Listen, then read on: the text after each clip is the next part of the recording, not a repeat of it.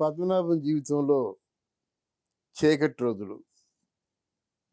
పద్మనాభం జీవితంలో చీకటి రోజులు. నాకేంటంటే ఆయన మద్రాసులో రంగరాజపురంలో 'నాగార్జున నగర్' ఫస్ట్ స్ట్రీట్‌లో వాళ్ళు ఉండేవారు. సెకండ్ స్ట్రీట్‌లో నేను ఉండేవాడిని. పద్మనాభం గారి ఇంటికి అడ్డంగా దారి ఉండేది. వెళ్ళేవాడిని. అక్కడ పద్మనాభం గారు ఖాళీగా కూర్చుండేవారు. ఏదో అంటే ఓ లుంగీలా కట్టుకొని కూర్చొని పైన ఒక తుండు వేసుకునేవాళ్ళు. సరదాగా హ్యాపీగా మాట్లాడుతుండేవారు. నేను అప్పుడు దాసరి గారి దగ్గర అసిస్టెంట్‌గా ఉంటుండేవాడిని. ఆయన ఉత్థానం అంటే ఆయన తాలూకు ఉజ్వలంగా ఉండే రోజులు చెప్తా. అవి ఏమిటంటే ఉండే రోజులు 'రేఖ అండ్ మురళి' సంస్థ.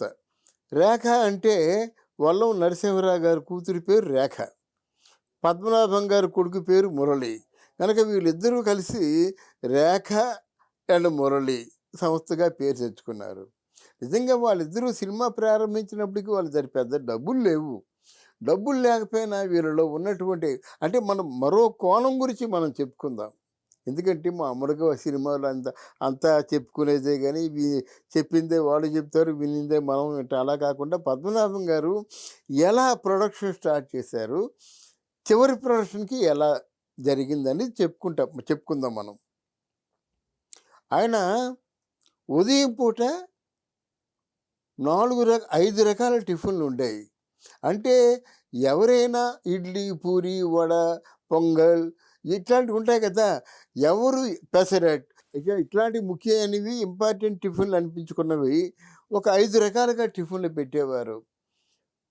తర్వాత అంటే పెళ్ళింటికొచ్చినటువంటి చుట్టాలకి ఎలాగా టిఫిన్ పెడతారో అలా టిఫిన్ పెట్టేవారు. తర్వాత ఇక మధ్యాహ్నం భోజనం.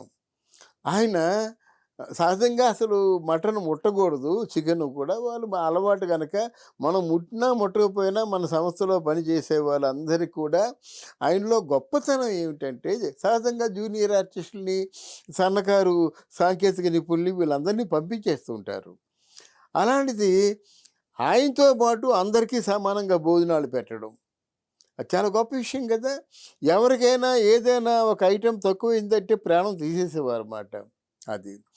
ఇంకో గొప్ప విషయం ఏంటంటే రాత్రి 9 గంటలు దాటినట్టయితే ఆయన పాపం నిద్ర నిద్ర పోగొట్టుకుంటూ ఉన్నారు కదా అని డబ్బుల బేటాలు ఇచ్చేవాడాయన. డబ్బులు అంటే మామూలు వెద్దళ్ళంటే చేసేవారన్నమాట. డబ్బులంటే అసలు ఖాతాలు ఉండేది కాదు పద్మనాభం గారికి. ఈలోగా హాస్యనటులు ఎవరైనా వచ్చి అయ్యా నాకు వేషం లేదు వీళ్ళు నిలబడరా ఇక్కడ అని ఒక 1000 2000 ఇవ్వడం అన్నమాట. అంటే ఆయన పరిస్థితి అలాగ ఉండేదన్నమాట. ఆయన పట్టు జుబ్బా వేసుకొని వచ్చి మంచి గ్లాసు లుంగి చుట్టుకొని వచ్చి కూర్చున్నట్టయితే అయ్యా అయ్యా అయ్యా అయ్యా అని దండాలు పెట్టేవారు అన్నమాట. అంత వైభవంగా ఉండేది. ఇక 'దేవత' సినిమా హిట్ అయిన తర్వాత, 'పొట్టి పిల్లోడు' హిట్ అయిన తర్వాత, 'మర్యాద రామన్న' హిట్ అయిన తర్వాత ఇంకా 'రేఖ అండ్ మురళి' సంస్థ ముందు కార్లు ఆ 'నాగార్జున నగర్' ఫస్ట్ స్ట్రీట్ అంతా కార్లు ఉండేవన్నమాట. వీళ్ళందరూ కూడా చూడడానికి వచ్చేవాళ్ళు కూడా టిఫిన్లు చేసేవారు. అంటే అక్కడ ఒక కుక్కుని పెట్టేశారన్నమాట. నిరంతరం టిఫిను, నిరంతరం భోజనాలు, రాత్రి భోజనాలు, ఇంకా ఉన్నోళ్ళైతే మందు పార్టీలు ఇలా జరిగాయి. తర్వాత కొన్ని కారణాల చేత పద్మనాభం గారు ఒక రాంగ్ సిగ్నేచర్ చేసి దెబ్బ తిన్న తర్వాత ఇక సినిమాలు తీయడం కష్టమైంది. అసలు జీవించాలా జీవించకూడదా చావాలనుకుంటున్నటువంటి రోజుల్లో అదే ప్రొడక్షన్‌లోను 2 ఇడ్లీ, 1 వడ అంతకు మించి లేదు. అలాగే ఆ పద్మనాభం గారి ఇంట్లో ఉన్నవాళ్ళు గానీ, పద్మనాభం గారి తాలూకు ఆ కుటుంబంలో ఉన్నవాళ్ళు గానీ ఎవరు టిఫిన్‌లయి ముట్టుకునేవారు కాదు. ఇంట్లో టిఫిన్‌లు చేసి వచ్చేవారు. చూడండి డిఫరెన్స్. ఇకపోయినట్టయితే ఇక నాన్ వెజిటేరియన్ లేదు మామూలుగా. జస్ట్ 2 కూరలు, ఒక సాంబారు, పచ్చడి, అన్నం తప్ప లేదు. ఇలాగుండేది. రాత్రిపూట 9 గంటల వరకు షూటింగ్ చేసినప్పుడు కూడా డబుల్ బెడ్‌రూమ్ లేదు సరికదా భోజనాలు కూడా ఉండేవి కావు. ఏంటంటే కేవలం డబ్బులుండి పిసినారితనం కాదు. డబ్బులు లేక తనను తాను సర్దుకోవడం. తను అంత కుచించుకుపోవడం. తర్వాత ఎప్పుడు రాత్రి ఆయనతో మందు పార్టీలో కూర్చోడానికి 10 మందో ఎంతోమంది ఉండేవాళ్ళు. ఒక్కడు ఉండేవాడు కాదు. ఎందుకంటే ఈయనెక్కడ మందు పోయించవలసి వస్తుందో అని చెప్పేసి. ఇలా పతనం అయిపోయిన తర్వాత పద్మనాభం గారు డబ్బులు లేక, ఇంట్లో పరిస్థితులు బాగాలేక ఇంట్లో సొంత కొడుకే దొంగతనం చేశాడు. ఓ వజ్రపు ఉంగరాన్ని. ఎవరితో చెప్పుకుంటాడు? ఆయన ఏదో ఒక డైమండ్ రింగ్‌నేమో మార్వాడికి అమ్ముదామని పద్మనాభం గారు వెళ్ళినట్టయితే, ఇదేం డైమండ్ రింగ్ అయ్యా బాబు! ఇది ఉట్టి గాజు పెంకు. అంటే మరి ఏమైంది? ఏమైందో మరి తెలీదు. తీరా చూస్తుంటే మురళి. "ఏం చేశావు?" "నేనే డబ్బులు."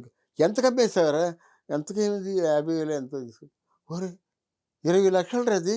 అని చెప్పేసి అప్పుడు పద్మనాభం గారు ఏం చేశారంటే, ఒక ఉన్మాద స్థితిలోకెళ్ళిపోయి బట్టలు ఇప్పేసి పరుగులు తీశారు నాగార్జున నగర్‌లో ఫస్ట్ స్ట్రీట్‌లో. అంటే ఒక 20,00,000 విలువ చేసే డైమండ్‌ని ఎక్కడమ్మావు? ఎక్కడో నేను అమ్మలేదు. మా ఫ్రెండ్ అమ్మాడు. మీ ఫ్రెండ్ ఎక్కడున్నాడు? లేడిక్కడ. ఉన్మాద స్థితిలో పరిగెత్తాడు. చివరి రోజుల్లో 'చింతామణి' నాటకానికి వచ్చినట్టయితే ఎంత ఇస్తారండి? 10,000 ఇవ్వండి. లేదండి. పోనీ 5,000 ఇవ్వండి. లేదండి. 3,000 లేదండి. 2,000 ఇస్తాం. దారి ఖర్చులు పెట్టుకుంటాం. మీకు ఇష్టమైతే రండి. లేకపోతే మానేయండి. రూ. 2,000కి 11 గంటలకి స్టార్ట్ చేసినటువంటి 'చింతామణి' నాటకంలో సుబ్బిశెట్టి పాత్రని తెల్లారినంత వరకు ఆ అంటే నాటకంలో యాక్ట్ చేసినటువంటి మహానటుడు పద్మనాభం.